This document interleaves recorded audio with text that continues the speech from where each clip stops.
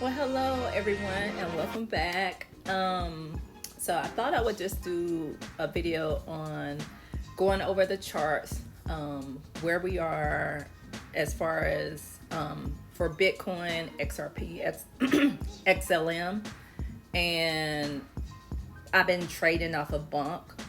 So doing trades off Bunk, so I will look at that chart. I might even look at Ethereum and Solana, just to see what we look like for altcoins. And I do want to look at some other new coins, and we'll look at those charts as well. We'll set those charts up together. And just to be forthcoming, like, I really don't care about doing videos for YouTube, or I'm only putting these up here so that it's the easiest way for me to like explain a chart to the people who are on my Facebook account, who has, who are a part of the group, as far as for crypto. And so that's why I do these videos. It's not to like have these fancy videos. I've said this many times. So I may not be as consistent, to be honest, because I do also want to have, I've already mentioned it to my group on Facebook, or people on Facebook, that I want to start meeting up in person. I enjoy that more than recording for YouTube, as long as it's not overwhelming. Like, I'm not having I don't want this pressure on me.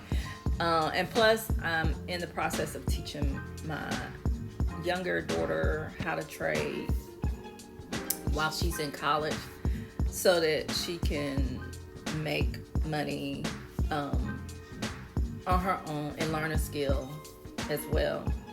So that's what's happening. That's where my focus is. And of course, my focus is always on trading, because that is my source of income. So my main source of income.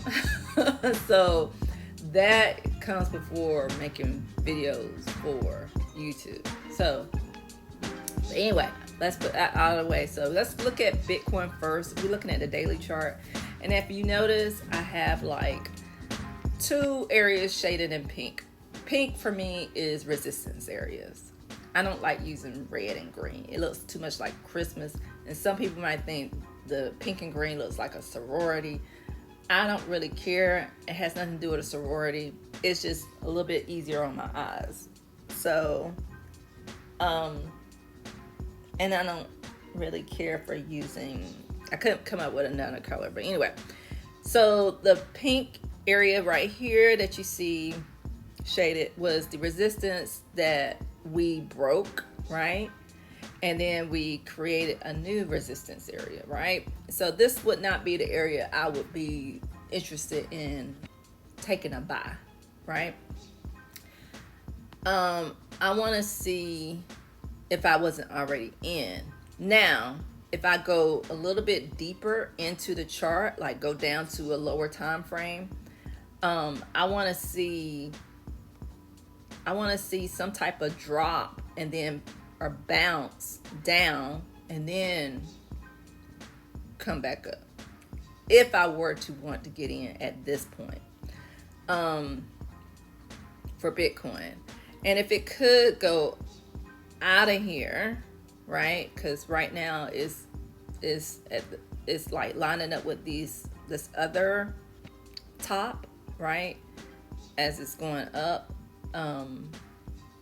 But it could come out of here and hit, or I'm trying to hit this area right here, which is around 138.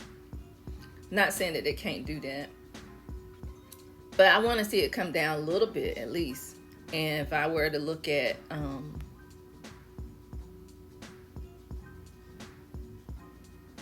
if I were to look at like the 4 hour, and that's where I have a more narrow view of a fib, a minor fib, like from this point right here to this point right here, and we haven't come down enough for me to want to get in. Now, somebody else, that's fine, but for me, no. I would need to see a little bit more drop, at least to the 50%, hit the 50% level, and start, making a little bounce down here, and then maybe catch it while it's in this little demand gray area, and maybe catch another run to see what it's gonna do. But I don't really trade Bitcoin, but that's what I would do if I were trading Bitcoin. I usually trade Bonk, because Bonk usually runs with Bitcoin, but there's a higher profit margin with Bonk. I tend to think of Bitcoin as a long-term game, like for investing, and just buying Bitcoin when it hits like low points, and then keep buying. I don't sell them. So that's Bitcoin. I could see it coming through here, but I also could see it coming down.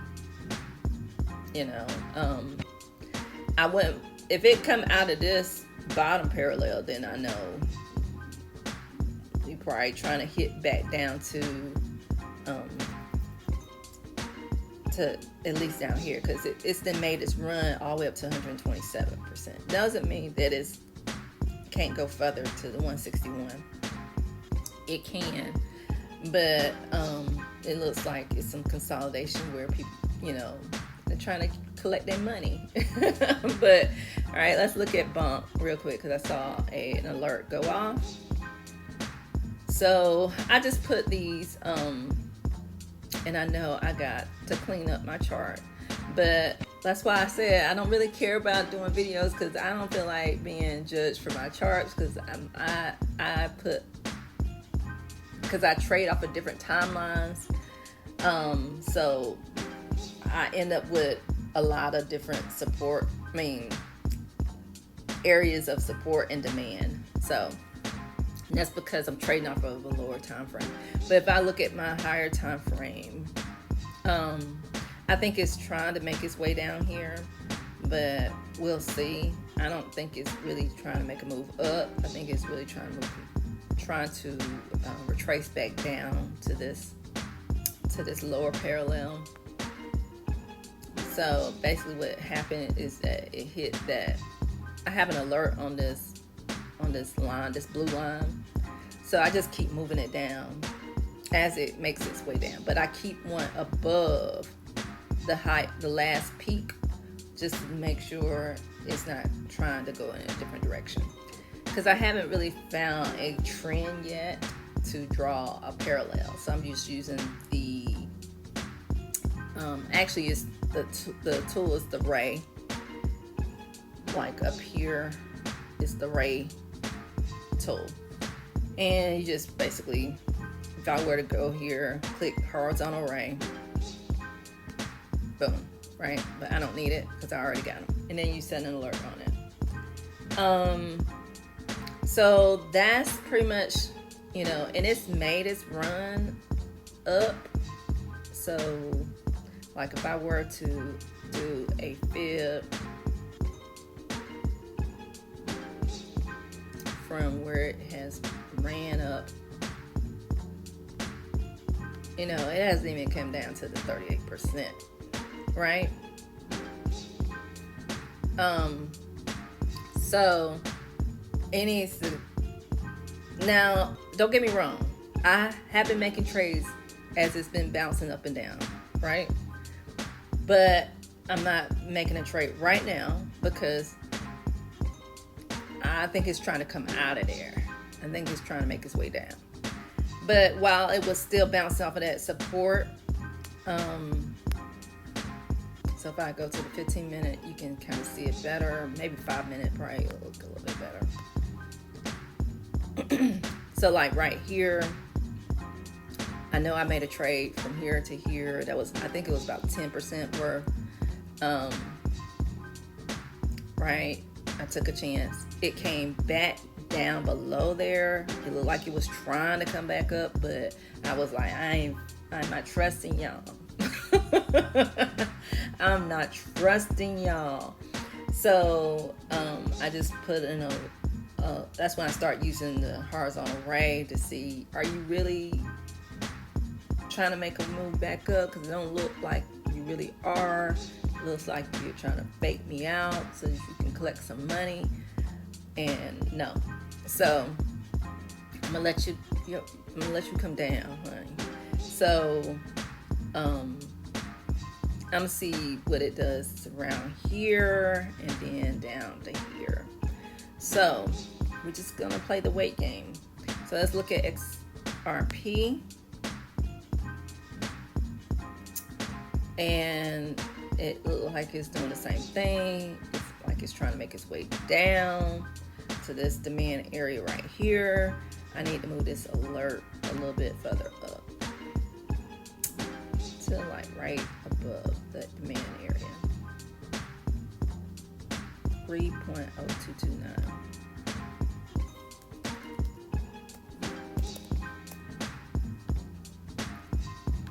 All right, so I probably could move this alert up here to right above here.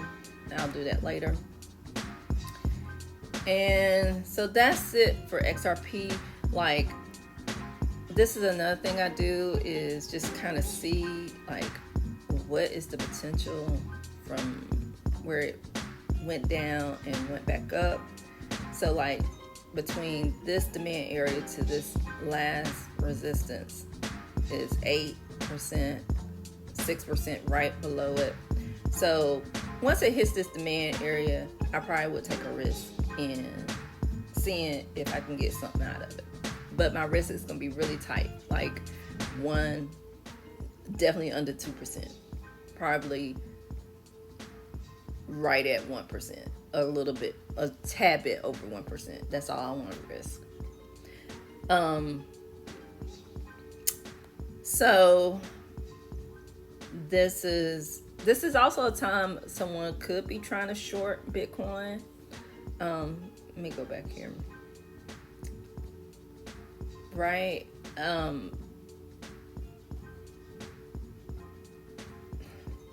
mean, it will be a short. So like, let me say, I said a short. So like, if I got in right here, like right above there, it's under 50. Even if I went up to right here, it's still under 1%, and to the 50% line, it's 1%. But if you was using margin, you could like use margin with that short if you wanted to. But let me see.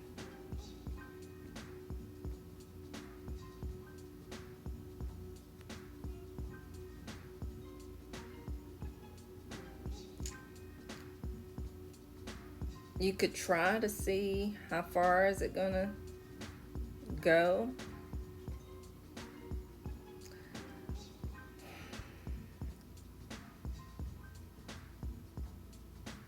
I don't know. I don't know if I would risk it. Like, I think it would have been better up here for sure. I think it needs to show it's really going down and then come back up, and I don't know. That's why I don't like shorting. I don't like shorting. I love doing longs. That's my strength. So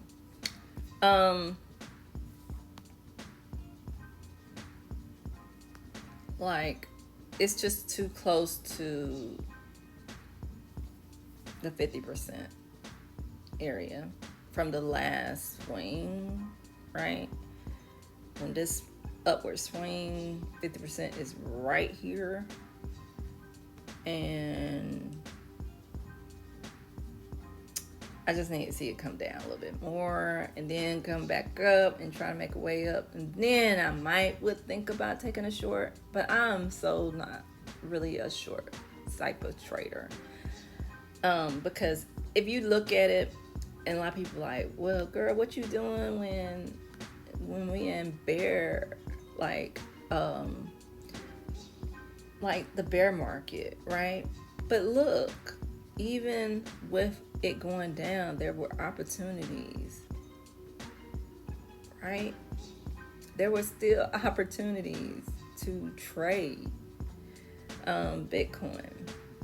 Now, this is what I mean. Like, you see how it hit here, like hit there, then it's a clear indication that this is a good opportunity to short.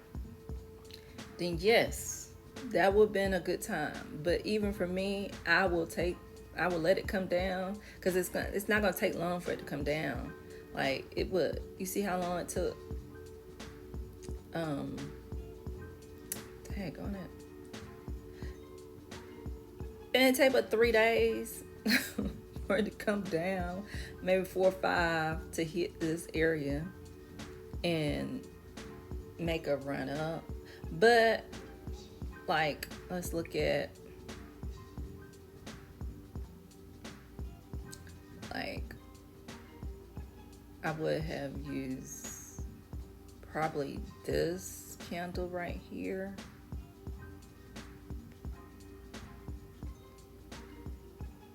That's a lot though. That's 7%. Oh no, we can't do that. So like, that's still a lot. 4%.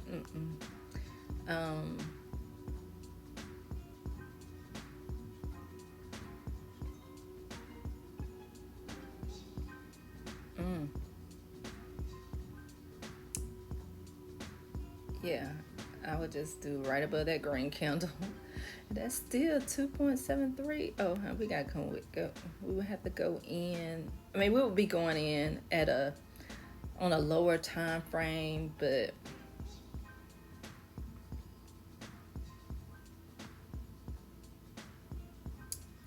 yeah. So I would have to go in like here. It dropped below that parallel. There we go. Even if let me see. No, that's too much. It would have to be like right there. Like that. Yeah. That's the only way I would take a short. And because I'll be like, the worst case scenario, 1%, whatever. Times whatever margin, if I and then that is so amazing. Okay, yeah, 16% going down. So yeah, that'll be worth me taking a short, because I see this big gap, right? You know what I'm saying? Like, you see this big gap between here, up here, and your next demand area. That'll be worth the risk, right? And then I would come out right above it so that I can get in.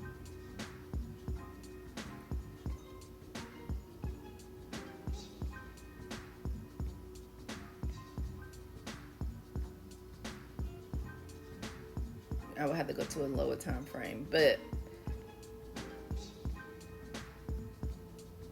and let's just look at that, like how that. Reason why I like doing this, I do this. This is not just for this video. I do this just so I can like know how the chart works, like how this particular chart works, like where is it. Some people call it sweet spots, right? And just about every chart has them. So 78%, right? So I probably would have came out at 61%, to be honest. And caught 16%, then this 11%, right? But it would have took some time for it to hit, like all that to happen. So this is why during the That's why I like compounding the money and getting the money up to an account at when you have that bull market, so that when you have that bear market, even if it takes, because I will probably only be focused on Bitcoin during the bear market, unless I ran across a coin that had a lot of liquidity in it and had a lot of liquidity and a lot of volume. So, and then I would look at, okay, so 61, 70% level, right? And then let me get rid of this. And then I would just play back. Like, okay, so it went up to here. And it hit the 70, so right after it hit the 61% level, it started going, making its way back up. That's when I was starting seeing a trend, right? I could have start drawing my trend line, parallel channel. You see how, like, and that's how I learn. Like, I'll like play back and go back and see, so that my brain can soak it in, so that when it's happening in real time, it has something to go back to reference, instead of, if I didn't do that, if I didn't replay or didn't go back in time on the chart and try to understand it, then my brain would have nothing to go off of. And that's why people end up being like confused when it's time for them, whether not for them to enter a trade or not enter a trade or exit a trade or whatever, because you have not given your brain enough data. Seriously, that's where it's coming from. So I give my brain enough data, like by going back in time and seeing if I can recreate that trade. And sometimes I do it, by using the back play, right? And see if I can trade it back in time, right?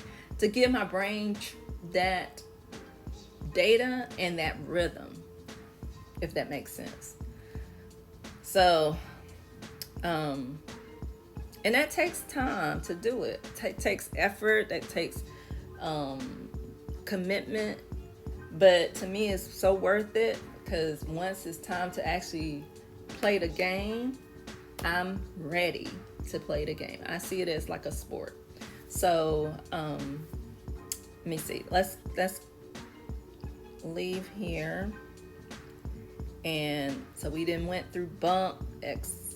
Have we gone to XLM? All right, so let's go to XLM. It's kind of doing the same thing. I think it's trying, I want to see it past this,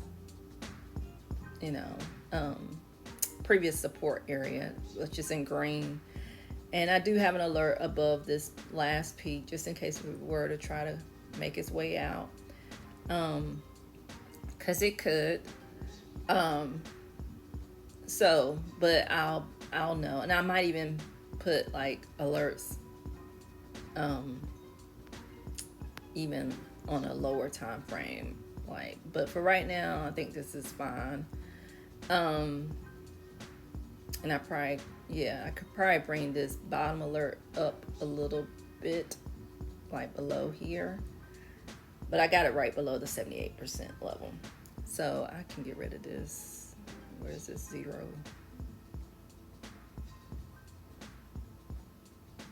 This fib right here, I don't know where it's coming from.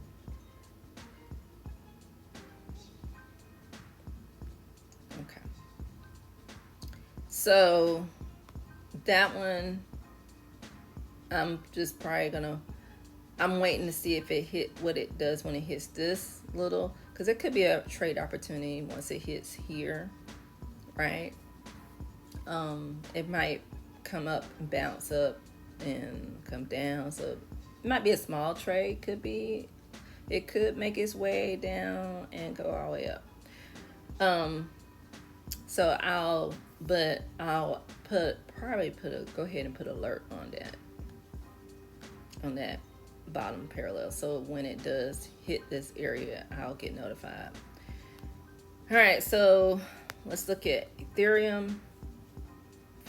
They all doing the same thing. They're making a little way down. It is Tuesday as well. So I need to update this chart.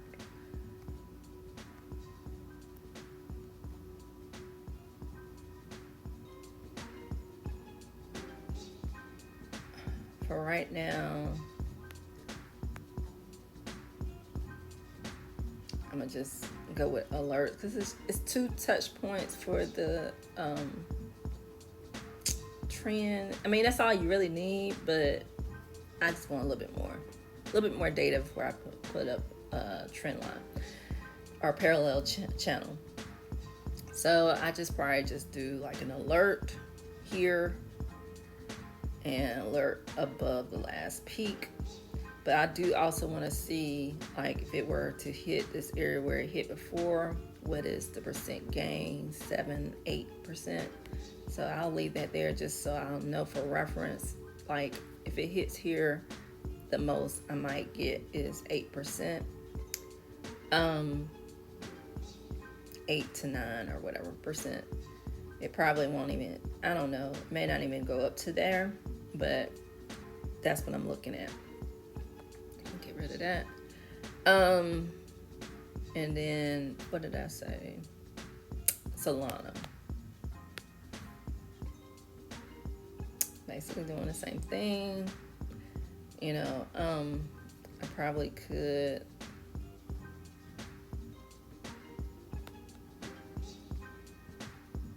come on thing. There we go.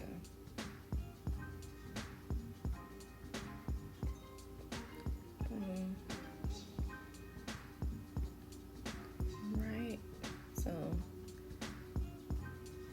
probably can get rid of this alert down here. I haven't been trading Solana, but I was keeping up with it. Let me do this.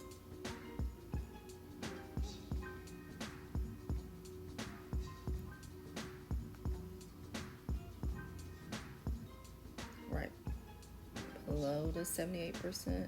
I probably put an alert there, 179.16.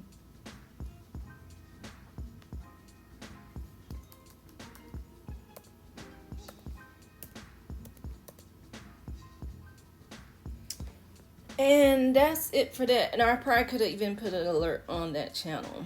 That probably been more effective.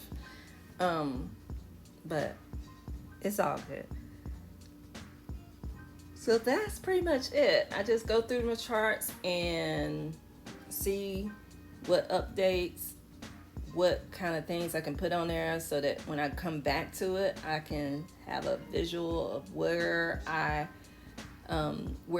thinking things are going, and what is my indication that it's going to maybe potentially continue to fall or is trying to make a reversal. And then I usually write down in my notebook or on my iPad and in my Google Sheets. Like, sometimes I end up writing it down because that's just easier for me. But I probably need to put it in my Google Sheets because I can use it as data tracking. I do put in my trades in there, but I think I probably need to also like put down, like, it just makes it harder. I don't feel like doing all that. But I just write it down, like, if I'm still debating on which one I feel like has more opportunity. I'm kind of sticking with Bunk right now until Bitcoin, say it's not doing it. Between Bunk and XLM, those are my, like, for right now. Let me see what Solana. So, like, when it made its last move,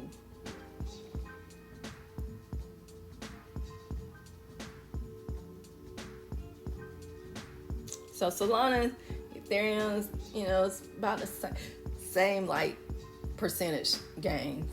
So maybe them I might would consider too, but because XRP is getting so much like attention, so that's why I gravitate towards XLM for trading, just because of that, right? So, and that it has a good like profit margin for trading. So that's pretty much it, you guys. Let me know. Like I said, this channel is really just to document trades, to show what I'm doing. It's not for the glam and glitz of a YouTube channel. It's not that. It's just a good tool to upload videos to. That's all I'm seeing it as. But thank you guys, and let me know if you have any questions or comments.